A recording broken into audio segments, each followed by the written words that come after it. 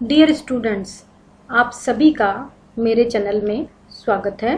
मैं डॉक्टर अंजू ओझा आज आपको बालूका स्तूपों के वर्गीकरण के बारे में बताने जा रही हूँ। वैसे तो हमने जब पवन निर्मित शिलाकृतियों के बारे में अध्ययन किया तो वहाँ हमने ये अध्ययन किया कि बालूका स्तूप जो है पवन के निक्षेप के द्वारा निर्मित शिलाकृति है, और यहाँ आज हम जो अध्ययन करने जा रहे हैं वो बालूका स्तूपों का विस्तृत रूप से जो वर्गीकरण है उसके बारे में अध्ययन करने जा रहे हैं। तो सबसे पहले हम देख लें कि बालूका स्तूप कहते किसे हैं। पवन द्वारा रेत या बालू के निक्षेप से निर्मित टीबे या स्तूप जो होते हैं वो कहलाते हैं बालू के स्तूप, यानी पवन के द्वारा रेत या बालू के निक्षेप से जो निर्मित शिलाकृति होती है उसी को बालूका स्तूप कहा जाता है। और भारत के थार के रेगिस्तान में विभिन्न क्षेत्रों में विभिन्न प्रकार के स्तूपों का विकास हुआ है। तो यदि भारत के थार के मरुस्थल की बात करें तो उसके विभिन्न क्षेत्रों में विभिन्न प्रकार के स्तूप जो हैं वो पाए जाते हैं। यहाँ हम देख रहे हैं बालूका स्तूप को फोटो के माध्यम से दिखाने का प्रयास किया गया है कि इस तरह से ये बालूका स्तूपों का निर्माण होता है। ये जो आकृति है वो किस तरह की दिखाई देती है।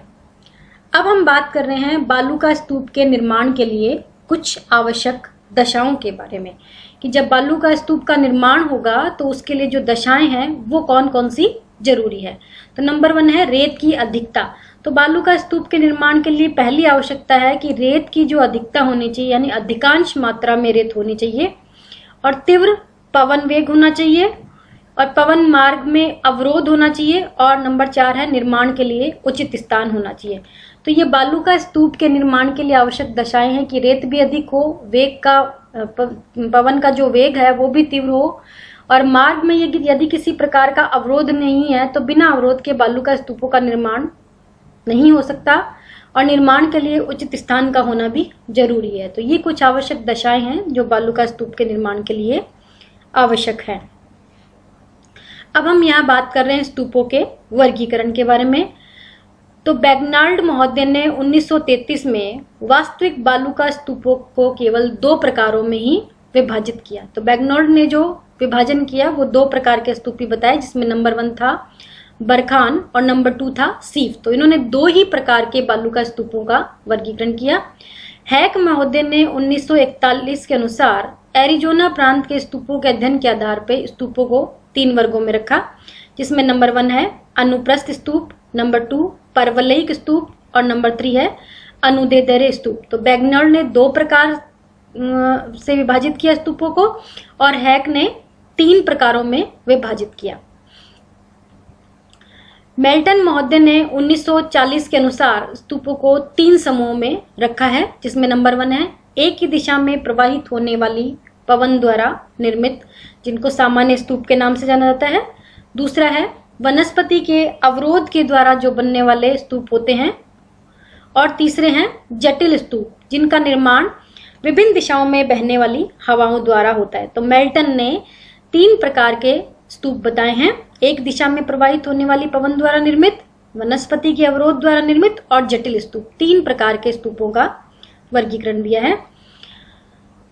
इस वर्गीकरण के अलावा बालूका स्तूपों को निम्न रूपों में विभाजित किया जा सकता है, जिसमें है पहला वर्गीकरण स्थिति के आधार पर सागर तटीय, यानी सागर तट पर यदि बने हो तो वो सागर तटीय, मरुस्थल में बने हो तो मरुस्थलीय बालूका स्तूप, नदी तट के बालूका स्तूप यानी नदी तट के पास बने हो तो वो नदी तटीय बालूका स्तूप कहलाते हैं। और आकार के आधार पर अब दूसरा वर्गीकरण देख रहे हैं, उसमें अनुदैर्ध्य या पवनानुवर्ती बालूका स्तूप, और अनुप्रस्थ या आड़े बालूका स्तूप, और तीसरा है परवलयिक बालूका स्तूप। तो स्थिति के आधार पर 3 प्रकार के सागर तटीय, मरुस्थलीय और नदी तटीय, और आकार के आधार पर अनुदैर्ध्य, अनुप्रस्थ और परवलयिक बालूका स्तूप होते हैं।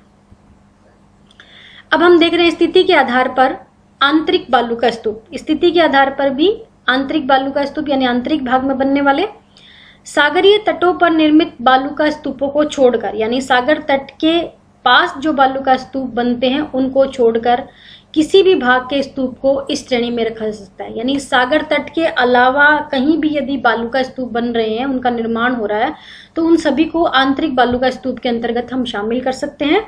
और सुविधा के हिसाब से आंतरिक बालू का स्तूपों को 3 उप विभागों में विभक्त किया गया है, जिसमें है रेगिस्तानी, दूसरा नदी तटीय और तीसरा झील तटीय। यानी रेगिस्तान में यदि बालू का तट का निर्माण होता है तो वो रेगिस्तानी, नदी तट के पास निर्माण होता है तो नदी तटीय, और झील तट के पास निर्माण होता है तो झील तटवर्ती बालू का स्तूप। और ये सम्मिलित रूप से इन सभी को आंतरिक बालू का स्तूप कहते हैं।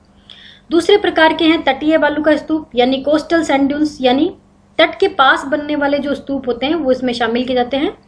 रेतीलीय सागरीय तटों पर स्थल की ओर चलने वाली पवन द्वारा रेत के ढेर के रूप में इनका संचयन होता है।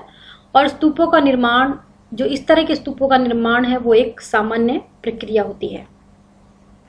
यदि आकार के आधार पर वर्गीकरण की बात करें तो ये होते हैं पवनानुवर्ती बालू का स्तूप, अनुप्रस्थ बालू का स्तूप और बरखान या वरखान बालू का स्तूप जो है ये आकार के आधार पर वर्गीकरण है। अब हम बात कर रहे हैं पवनानुवर्ती बालू का स्तूप के बारे में। पवन की दिशा में उसके समानांतर, यानी पवन की दिशा में उसके समानांतर लंबे लंबे स्तूप जो बनते हैं उनको कहते हैं पवनानुवर्ती या अनुदैर्ध्य स्तूप कहा जाता है। इन स्तूपों का पवनोन्मुखी ढाल जो होता है वो मंद होता है और पवन विमुखी ढाल जो होता है वो तीव्र होता है।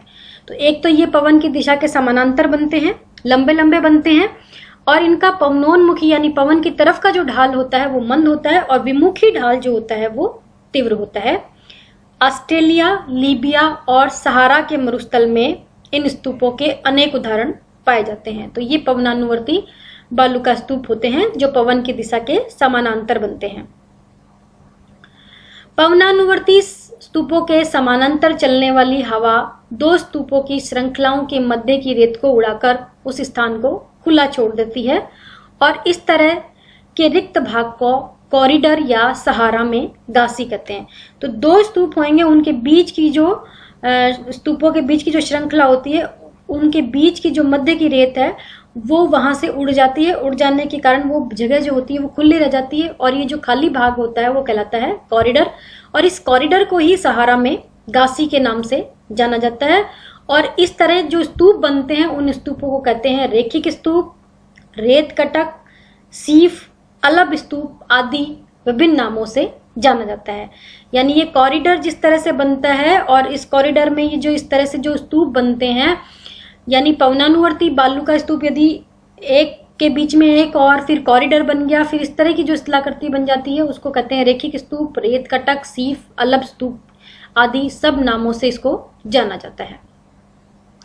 यहां हम देख रहे हैं इन स्तूपों को दिखाया गया है फोटो के माध्यम से। यहां ये देख रहे हैं ये पवनानुवर्ती स्तूप बने हैं और ये इस तरह से फोटो के माध्यम से इनको दिखाने का प्रयास किया गया है।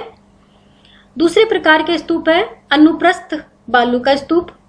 जब बालू का स्तूपों का निर्माण प्रचलित पवन की दिशा के समकोण पर होता है, यानी पहले वाले जो स्तूप बन रहे थे वो समानांतर बन रहे थे और ये बन रहे हैं समकोण पर, तो इनको कहते हैं आड़े बालू का स्तूप या अनुप्रस्थ बालू का स्तूप इनको कहा जाता है। थार रेगिस्तान में अनुप्रस्थ जो स्तूप बनते हैं उनकी ऊंचाई 3 से 25 मीटर, औसत लंबाई उनकी होती है 750 मीटर और औसत चौड़ाई होती है उनकी 150 मीटर। यहाँ ये अनुप्रस्थ बालू का स्तूप को दिखाया गया है फोटो के माध्यम से कि अनुप्रस्थ बालू का स्तूप किस तरह के होते हैं। यहाँ ये विंड डायरेक्शन को दिखाया गया है, तो इस तरह से ये अनुप्रस्थ बालू का स्तूप का निर्माण होता है। अब हम बात कर रहे हैं बरखान या बरकान की।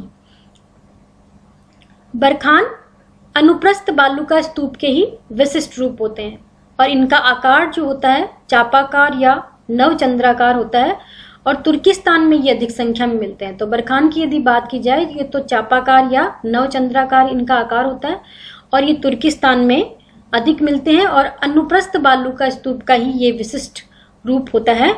बरखान मुख्य रूप से प्रचलित पवन के अनुप्रस्थ दिशा अर्थात समकोण पर निर्मित होते हैं।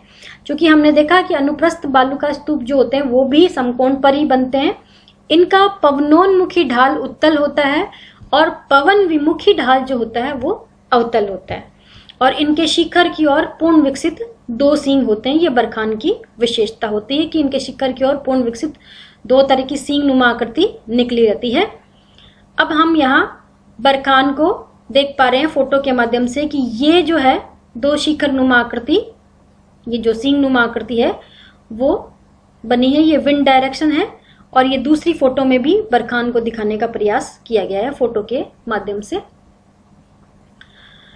बरखान की 2 श्रेणियों के मध्य स्थित रेत मुक्त यानी रेत से मुक्त कॉरिडोर जिसको होता है उसको गासी द्वारा रास्ता बनाया जाता है, और इसी गासी से होकर मरुस्थलों में जो ऊंटों के काफिले होते हैं वो चलते हैं, और इसी गासी को कहते हैं कारवा मार्ग। तो कारवा मार्ग के बारे में बहुत सारे कंपटीशन एग्जाम में पूछा गया है। तो ये रेत मुक्त कॉरिडोर होता है जिसमें ऊंटों के काफिले चलते हैं।